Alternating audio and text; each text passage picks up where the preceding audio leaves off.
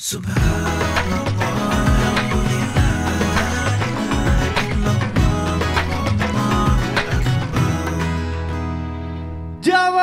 oh jamaah.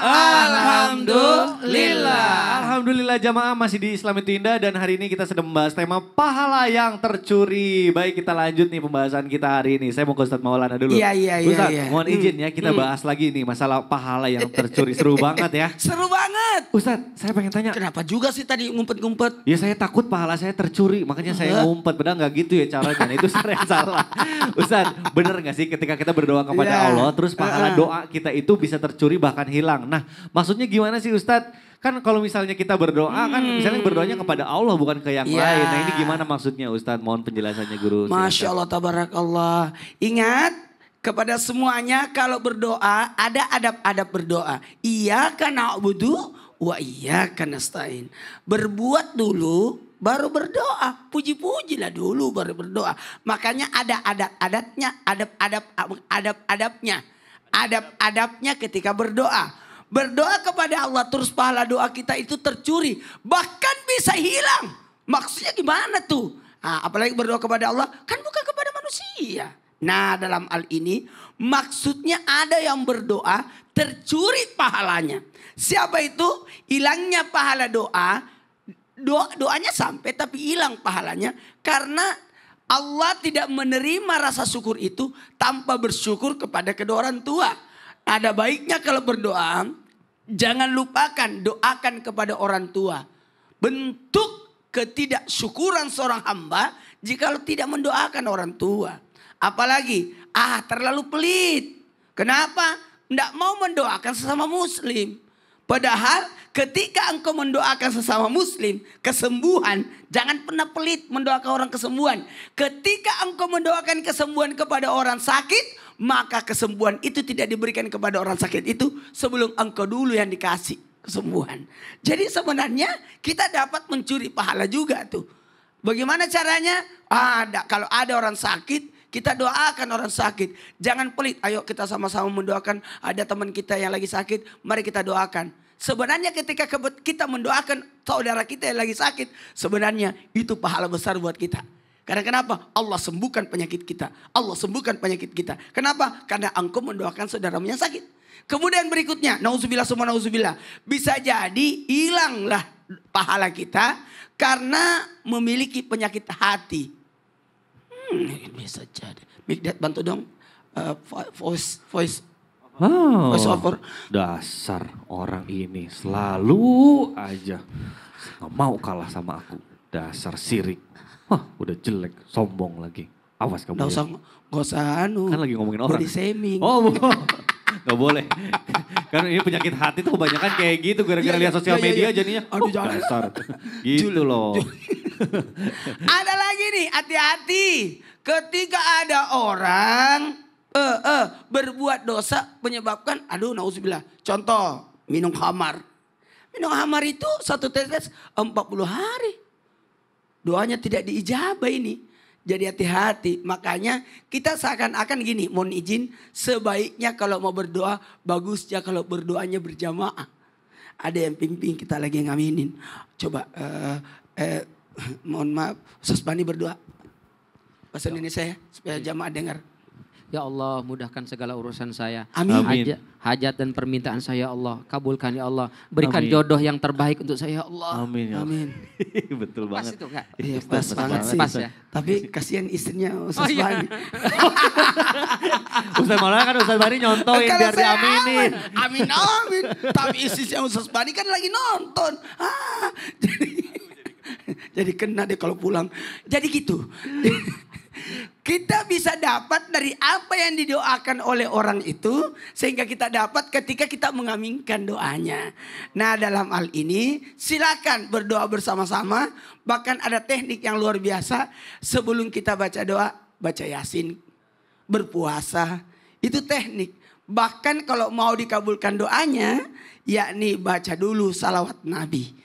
Karena kenapa? Sebut yang paling dicintai oleh Allah. Siapa yang dicintai oleh Allah? Adalah Rasulullah Sallallahu Alaihi Wasallam. Maka bacalah salawat dulu sebagai stempelnya. Kalau handphone SMS ya, pulsanya. Nggak bisa sampai kalau tidak pulsanya. Kalau nggak ada kuotanya. Kuotanya juga harus dulu ya Ustaz ya.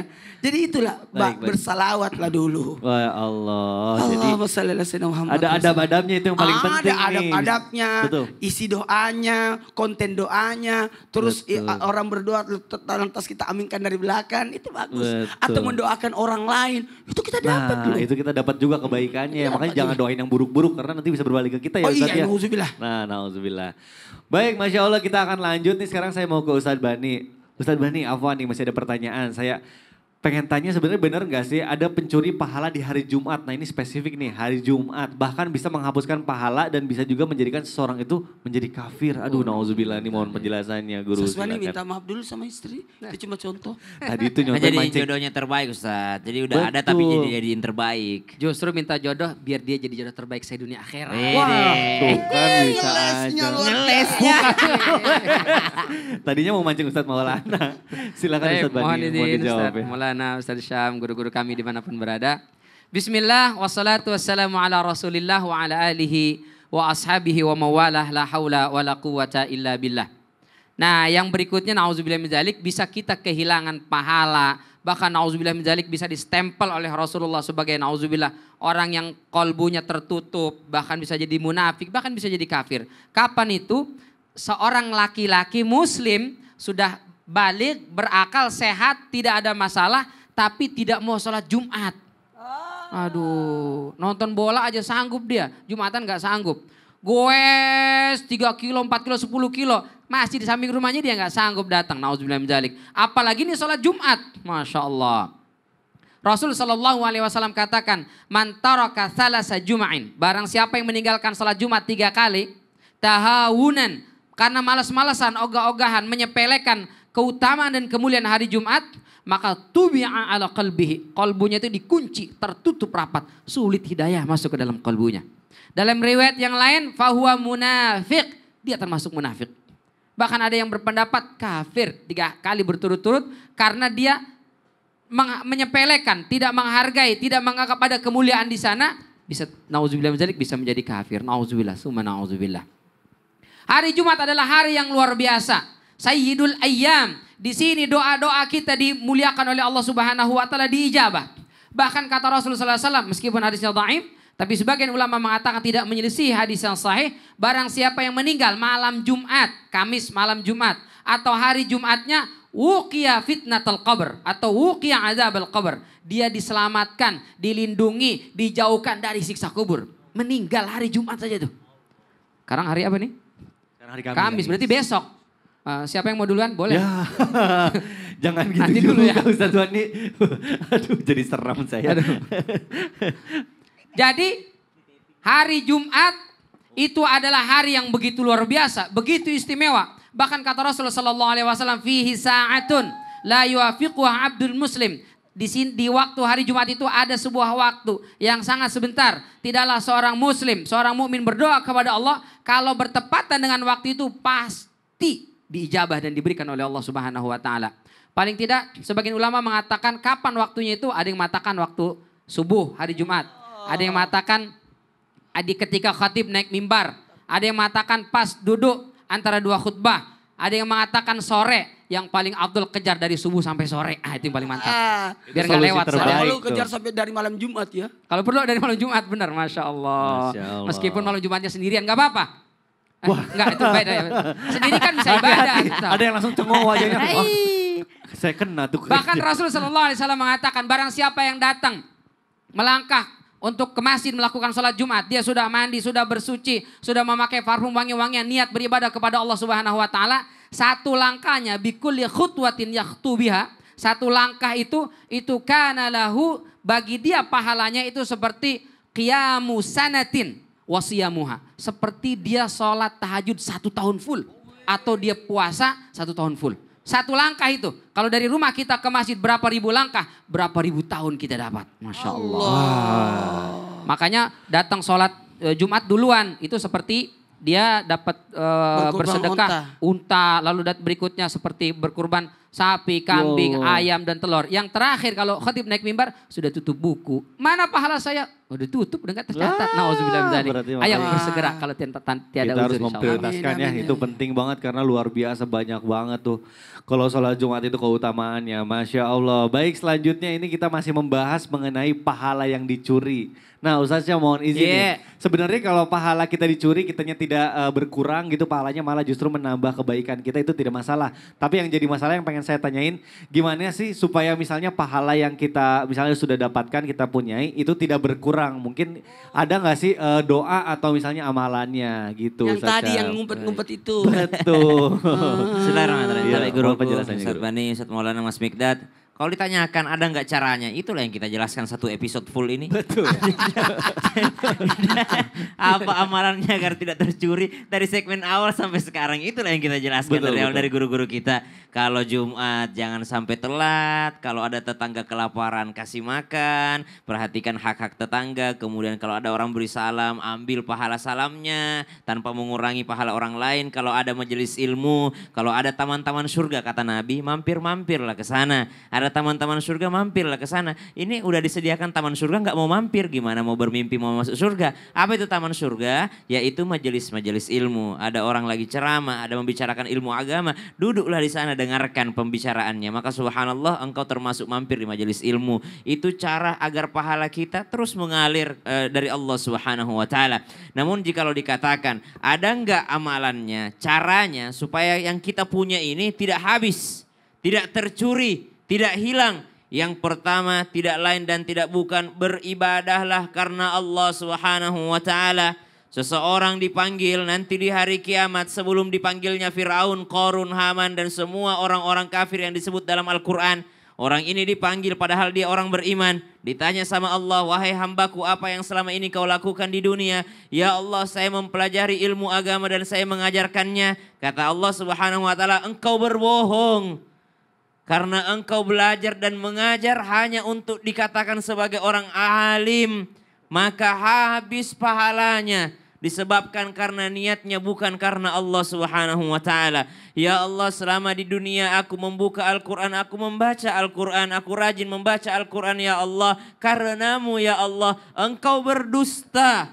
Allah tahu, innallaha alimun bidzati sudur. Engkau membaca Al-Quran supaya disebut sebagai seorang qari, seorang pembaca Al-Quran, sebagai disebut seorang hafidh, seorang penghafal Al-Quran, maka masuklah engkau ke neraka. Subhanallah. Maka tercuri pahalanya, habis pahalanya, hilang pahalanya. Penyebabnya satu, karena beribadah bukan karena Allah Subhanahu wa taala. Di antara yang tidak ikhlas karena Allah Subhanahu wa taala, di dalamnya ada ujub. Kenapa ujub? Karena ingin terlihat wah di hadapan orang lain. Wah subhanallah kalau tahajud panjang banget. Wah subhanallah kalau ngajinya bagus banget. Wah subhanallah kalau sedekahnya banyak banget. Subhanallah. Maka habis pahalanya. Di antara orang yang tidak ikhlas karena Allah ada yang disebut dengan riya. Ya, kalladzi yunfiqu malahu ria'an nas. Mereka ingin dipandang oleh manusia. Di antara yang membatalkan pahala juga bil manni wal adha. Sedekah kepada orang lain tapi menyebut-nyebutnya lalu menyakiti perasaan si penerimanya. Itu semua karena tidak karena Allah Subhanahu wa taala. Namun yang di-highlight, yang digarisbawahi, yang tulisannya di bold, yang dipertebal tulisannya adalah beribadahlah, beramal salehlah karena Allah Subhanahu wa taala. وَمَنْ يَعْمَلْ مِنَ الصَّالِحَاتِ مِنْ ذَكَرٍ أَوْ أُنْثَى وَهُوَ مُؤْمِنٌ فَأُولَئِكَ يَدْخُلُونَ الْجَنَّةَ وَلَا يُظْلَمُونَ نَقِيرًا. Beriman laki-laki dan perempuan, mereka beramal soleh, mereka masuk surga. Mari bersihkan hati kita, bersihkan niat kita, beribadahlah karena Allah Subhanahu wa taala. Ya Allah, itulah pentingnya kita niatnya memang karena Allah. Innamal amalu binniyat itu penting banget. Betul ya. Takutnya sekali. kita melakukan sesuatu ternyata bukan untuk Allah. Aduh, nauzubillah. Baik jamaah, Masya Allah, tabarakallah, alhamdulillah nih. Tapi sepertinya sudah banyak banget nih jamaah yang pada gak sabar banget. Ih kapan sih pertanyaan aku dijawab, kok gak pernah, aku udah kirimin pertanyaan dari dulu gak pernah dijawab. Nah makanya biar ini kita nambah lagi nih kesempatan untuk jamaah supaya pertanyaan dijawab sama guru-guru kita. Sekarang kita masuk lagi ke segmen Tanya Dong Ustadz. Kami semua tanya dong Ustaz. Baik, alhamdulillah. Nah ini sudah dipilih oleh tim Islam Itu Indah ya jamaah. Jadi pertanyaan ini sebenarnya udah dipilih sama tim Islam Itu Indah nih. Jadi bukan saya yang milih ya. Takutnya ada yang marah sama saya karena nggak dijawab. Langsung aja kita bacakan. Dari Instagram @mrsh_2444. Assalamualaikum. Waalaikumsalam warahmatullahi wabarakatuh. Ustadz izin bertanya, apakah jika seseorang bersedekah dalam jumlah yang besar, namun dia ria atau pamer kepada orang-orang kalau dia bersedekah dalam jumlah yang banyak, apakah itu dapat membuat orang tersebut tercuri pahala sedekahnya dari ria Ustadz? Wow, kalau zaman sekarang tuh namanya flexing ya. Nah Ustadz Bani mohon dijawab nih bagaimana nih, silakan Ustadz Bani. Terima kasih. Pertanyaannya luar biasa ini ya, Masya Allah. Terima kasih Mas Miqdad, mohon izin guru kami Ustadz Maulana Ustadz Syam, dan guru-guru kami dimanapun berada. Bismillah, wassalatu wassalamu ala rasulillah wa ala ahlihi wa ashabihi wa mawalah, la hawla wa la quwata illa billah. Pertama, jangan mudah menuduh orang ria. Itu yang pertama. Kita lihat, kok dia infak sedekah namanya ditulis, diumumin lagi, ria tuh. Yang itu juga sama disebutin, diumumin, ria tuh. Ah yang ini nih, itu disebutnya dari hamba Allah. Itu yang bagus, yang gak ria. Itu saya loh Mas. Sama juga. Sama aja dong itu Ustadz Bani. Lebih parah. Jadi yang pertama, jangan cepat-cepat menghukumi orang berinfak ria. Karena dia pamer, karena dia perlihatkan. Boleh jadi dia tidak ria, tapi dia ingin mengajak orang. Karena orang ini gak ada yang infak, gak ada yang sedekah. Ini masjid sudah reot, besok Ramadan, atapnya sudah pada rusak, lantainya sudah banyak berdebu, kipas anginnya udah miringnya ke kanan, gak belok-belok ke kiri. Gak ada yang peduli. Maka dia ajak, dia umumkan, ayo saya ganti nih kipas angin, saya belikan AC nih. Untuk memotivasi orang, maka itu bagus. Setuju Ustaz ya? Setuju Masya Allah. juga saya. Itu yang dilakukan oleh Rasulullah dan para sahabat ketika kalau tidak salah perang Tabuk. Rasul bilang, hari ini kita butuh biaya besar, silakan yang punya harta datang bawa ke sini. Saya tunggu langsung. Gak bisa besok ya Rasul, sekarang saya tungguin. Yang sudah bayar zakat, alhamdulillah. Yang belum bayar zakat segerakan sekarang. Untuk tahun depan ya Rasul, sekarang boleh didulin. Jadi bayar zakat didulin gak apa-apa. Gak apa-apa. Maka semua sahabat pulang ke rumahnya datang. Ada yang bawa sekian, semua disaksikan oleh Rasulullah dan para sahabat. Termasuk kata Umar, pokoknya saya bisa ngalahin ngalahin Abu Bakar hari ini. Dia bawa harta yang banyak, sampai Rasul heran. Umar banyak banget yang kau bawa. Apa yang kau tinggalkan untuk keluargamu? Taraktu lahum mislahu. Saya tinggalkan untuk mereka sama segini juga ya Rasul. Oh berarti total harta dibagi dua, separuh di bawah sini, separuh masih ada di rumah. Lalu nggak lama datang Abu Bakar, lebih banyak lagi daripada yang di bawah Umar. Semua orang lihat, termasuk Rasul Shallallahu Alaihi Wasallam. Dan Umar pun lihat, Abu Bakar banyak banget yang kau bawa. Sedemikian banyak, lalu apa yang kau tinggalkan untuk keluargamu, anak istrimu di rumah? Apa jawab Abu Bakar? Taraktu lahum Allah wa Rasulah. Aku tinggalkan untuk mereka Allah dan Rasulnya. Maksudnya apa? Nggak ada lagi harta di rumah, habis semua. Ini disaksikan oleh para sahabat, semua ngelihat. Apakah itu ria? Bukan, karena dalam rangka memotivasi, mengajak. Tapi jangan setelah ini kemudian semua menginfakkan semua hartanya sampai habis. Abu Bakar kenapa semua diinfakkan? Karena beliau pebisnis. Beliau punya usaha. Hari itu habis, keluarganya insya Allah masih bisa makan.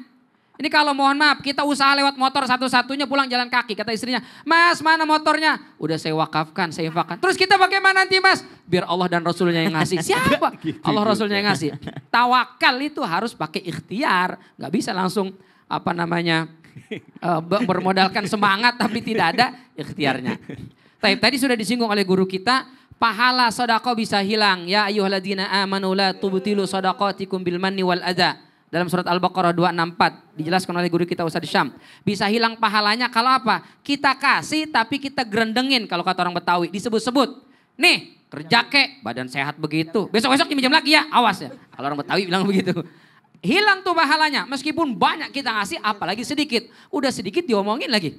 Tersinggung dia, hati perasaannya. Atau ria, karena ingin dilihat oleh orang. Dari mana kita tahu dia ria? Kalau ada yang lihat dia baru beramal. Kalau tidak ada yang lihat dia nggak beramal. Nah itu ria namanya. Tapi menarik kata Fudail bin Iyad.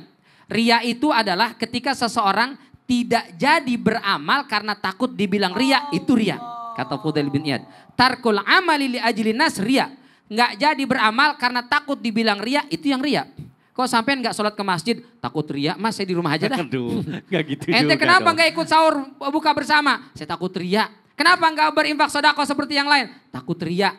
Itu ria kata Fudail bin Iyad.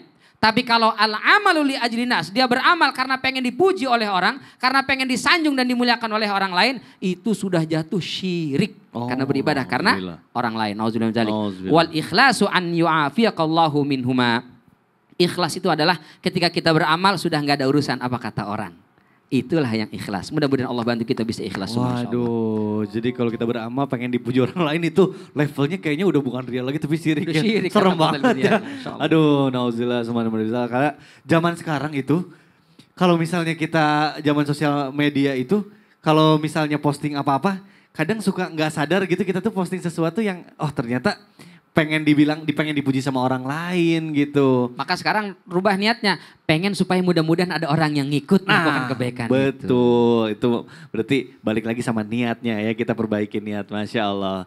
Baik jamaah, Masya Allah nih Alhamdulillah, tapi sepertinya nih masih banyak banget pertanyaan yang belum dijawab sama guru-guru kita. Makanya setelah ini insya Allah kita akan kasih kesempatan lagi, makanya tetap di Islam Indah. Jamaah, oh jamaah. Alhamdulillah. Subhanallah.